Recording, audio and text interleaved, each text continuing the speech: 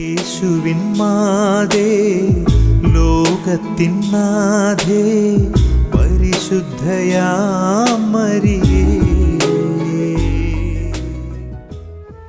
പരിശുദ്ധ ദൈവമാതാവിൻ്റെ വണക്കമാസം 12-ാം തീയതി.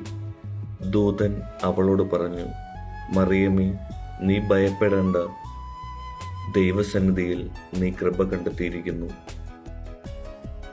യേശുവിൻ മാതേ, ലോകത്തിൻ നാഥേ, പരിശുദ്ധയാം മരിയേ. പ്രാർത്ഥന. ദിവ്യജനനി, അങ്ങ് ദൈവത്തിരുമനസ്സിനോട് പരിപൂർണ വിധേയനായി വർദ്ധിച്ചു. എല്ലാം നിമിഷത്തിലും അതുമാത്രമായിരുന്നു അവിടുത്തെ ജീവിത നിയമം. മനുഷ്യാവതാരത്തിന് സമ്മതം നൽകിയപ്പോൾ മുതൽ കാൽവരിയിലെ കുരിശിന് സമീപം നിൽക്കുമ്പോഴും അതിനുശേഷവും അവിടുന്ന് സദാ ദൈവത്തിരുമനസ് നിറവേറ്റിയതാണ്.